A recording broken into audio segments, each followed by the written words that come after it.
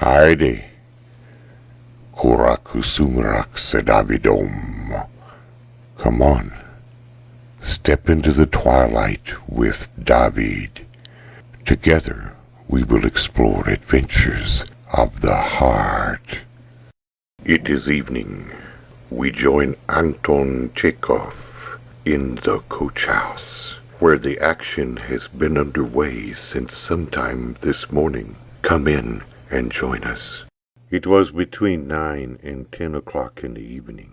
Stepan, the coachman, Mihaila, the house porter, Alyoshka, the coachman's grandson, who had come up from the village to stay with his grandfather, and Nikander, an old man of 70, who used to come into the yard every evening to sell salt herrings, were sitting around a lantern in the big coach house playing kings. Through the wide-open door could be seen the whole yard, the big house where the master's family lived, the gate, the cellars, and the porter's lodge. It was all shrouded in the darkness of night, and only the 4 windows of one of the lodges, which was let, were brightly lit up. The shadows of the coaches and sledges with their draughts tipped upward stretched from the walls to the doors, quivering and cutting across the shadows cast by the lantern and the players. On the other side of the thin partition that divided the coach house from the stables were the horses. There was a scent of hay, and a disagreeable smell of salt herrings coming from old Nikander. The porter won and was king. He assumed an attitude such as was in his opinion befitting a king, and blew his nose loudly on a red-checked handkerchief. "Now, if I like, I can chop off anybody's head," he said. Alyoshka, a boy of 8 with a head of flaxen hair left long uncut, who had only missed being king by 2 tricks, looked angrily and with envy at the porter. He pouted and frowned. "I shall give you the trick, grandfather," he said, pondering over his cards. "I know you've got the Queen of Diamonds." "Well, well, little silly, you have thought enough." Alyoshka timidly played the Knave of Diamonds. At that moment a ring was heard from the yard. "Oh, hang you," muttered the porter, getting up. "Go and open the gate, old king." When he came back a little later, Alyoshka was already a prince, the fish-hawker a soldier, and the coachman a peasant. "It's a nasty business," said the porter, sitting down to the cards again. "I have just let the doctors out. They have not extracted it." "How could they? Just think. They would have to pick open the brains. If there is a bullet in the head, of what use are doctors?" "He is lying unconscious," the porter went on. "He is bound to die." "Alyoshka, don't look at the cards, you little puppy, or I will pull your ears." "Yes, I let the doctors out, and the father and mother in. They have only just arrived. Such crying and wailing! Lord preserve us! They say he is the only son. It's a grief." All except Alyoshka, who was absorbed in the game, looked round at the brightly lighted windows of the lodge. "I have orders to go to the police station tomorrow," said the porter. "There will be an inquiry." "But what do I know about it? I saw nothing of it. He called me this morning, gave me a letter, and said, 'Put it in the letter-box for me.' And his eyes were red with crying. His wife and children were not at home. They had gone out for a walk. So when I had gone with the letter, he put a bullet into his forehead from a revolver. When I came back, his cook was wailing for the whole yard to hear." "It's a great sin," said the fish-hawker in a husky voice, and he shook his head. "A great sin." "From too much learning," said the porter, taking a trick. "His wits outstripped his wisdom. Sometimes he would sit writing papers all night." "Play, peasant!"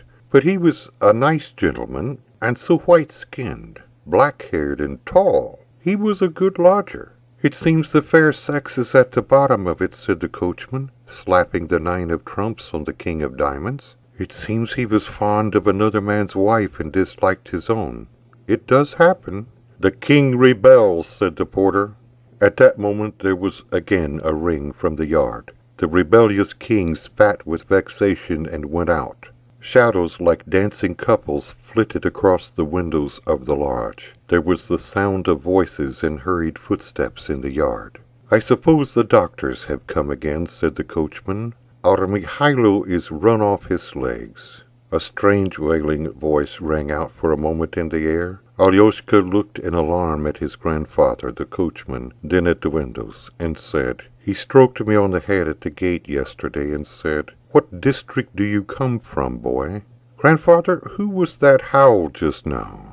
His grandfather trimmed the light in the lantern and made no answer. "The man is lost," he said a little later with a yawn. "He is lost, and his children are ruined too. It's a disgrace for his children for the rest of their lives now."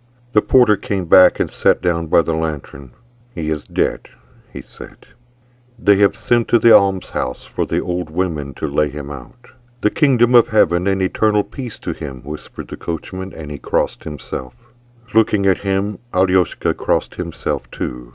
"You can't pray for such as him," said the fish-hawker. "Why not? It's a sin." "That's true," the porter assented.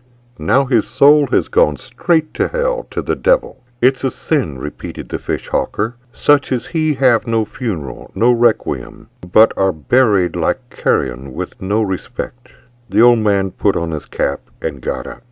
"It was the same thing at Our Lady's," he said, pulling his cap on further. "We were serfs in those days. The younger son of our mistress, the general's lady, shot himself through the mouth with a pistol, from too much learning, too. It seems that by law such have to be buried outside the cemetery, without priests, without a requiem service. But to save disgrace, Our Lady, bribed the police and the doctors, and they gave her a paper to say her son had done it when delirious, not knowing what he was doing. You can do anything with money. So he had a funeral with priests and every honor. The music played, and he was buried in the church. For the deceased general had built that church with his own money, and all his family were buried there. Only this is what happened, friends. 1 month passed, and then another, and it was all right. In the 3rd month they informed the general's lady that the watchmen had come from that same church. What did they want? They were brought to her. They fell at her feet. "We can't go on serving your excellency," they said. "Look out for other watchmen and graciously dismiss us." "What for?" "No," they said, "we can't possibly. Your son howls under the church all night." Alyoshka shuddered and pressed his face to the coachman's back so as not to see the windows. "At first the general's lady would not listen," continued the old man. "All this is your fancy. You simple folk have such notions," she said. "A dead man cannot howl."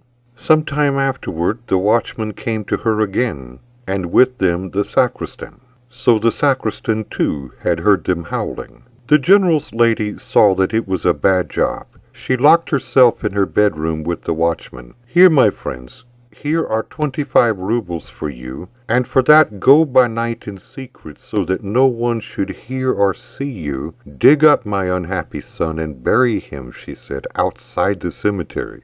And I suppose she stood them a glass, and the watchman did so. The stone with the inscription on it is there to this day, but he himself, the general's son, is outside the cemetery. "O Lord, forgive us our transgressions," sighed the fish-hawker. "There is only one day in the year when one may pray for such people, the Saturday before Trinity. You mustn't give alms to beggars for their sake. It is a sin. But you may feed the birds for the rest of their souls." The general's lady used to go out to the crossroads every 3 days to feed the birds. Once at the crossroads a black dog suddenly appeared. It ran up to the bread and was such a... We all know what the dog was. The general's lady was like a half-crazy creature for 5 days afterwards. She neither ate nor drank. All at once she fell on her knees in the garden and prayed and prayed. Well, goodbye, friends. And blessing of God and the Heavenly Mother be with you. Let us go, Mikhailo. You'll open the gate for me. The fish-hawker and the porter went out. The coachman and Alyoshka went out too, so as not to be left in the coach-house. "The man was living and is dead," said the coachman, looking toward the windows where the shadows were still flitting to and fro. "Only this morning he was walking about the yard, and now he is lying dead." "The time will come, and we shall die too," said the porter, walking away with the fish-hawker, and at once they both vanished from sight in the darkness. The coachman, and Alyoshka after him, somewhat timidly went up to the lighted windows. A very pale lady with large tear-stained eyes and a fine-looking gray-headed man were moving 2 card tables into the middle of the room, probably with the intention of laying the dead man upon them. And on the green cloth of the table numbers could still be seen written in chalk. The cook, who had run about the yard wailing in the morning, was now standing on a chair, stretching up to try and cover the looking-glass with a towel. "Grandfather, what are they doing?" asked Alyosha in a whisper. "They're just going to lay him on the tables," answered his grandfather. "Let us go, child. It is bedtime." The coachman and Alyosha went back to the coach-house. They said their prayers and took off their boots. Stepan laid in a corner on the floor, Alyosha in a sledge. The doors of the coach-house were shut. There was a horrible stench from extinguished lantern. A little later Alyosha sat up and looked about him. Through the crack of the door he could still see a light from those lighted windows. "Grandfather, I'm frightened," he said. "Come, go to sleep, go to sleep. I tell you I'm frightened." "What are you frightened of? What a baby." They were silent. Alyosha suddenly jumped out of the sledge and, loudly weeping, ran to his grandfather. "What is it? What's the matter?" cried the coachman in a fright, getting up also. "He's howling." "Who is howling?" "I am frightened, grandfather. Do you hear?" The coachman listened. "It's their crying," he said. "Come, they're little silly. They are sad, so they are crying." "I want to go home," his grandson went on, sobbing and trembling all over. "Grandfather, let us go back to the village to Mammy. Come, grandfather dear, God will give you the heavenly kingdom for it."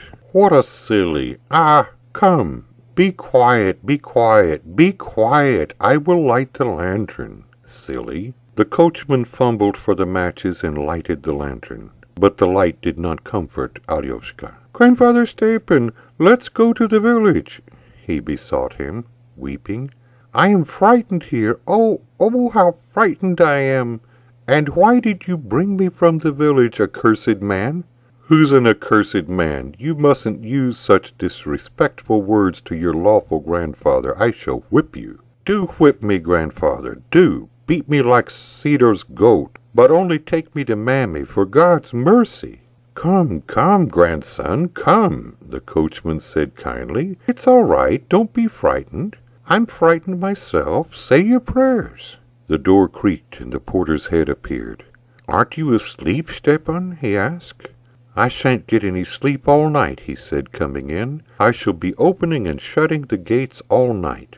"What are you crying for, Alyosha?" "He is frightened," the coachman answered for his grandson. Again there was the sound of a wailing voice in the air. The porter said, "They are crying. The mother can't believe her eyes. It's dreadful how upset she is." "And the father is there?"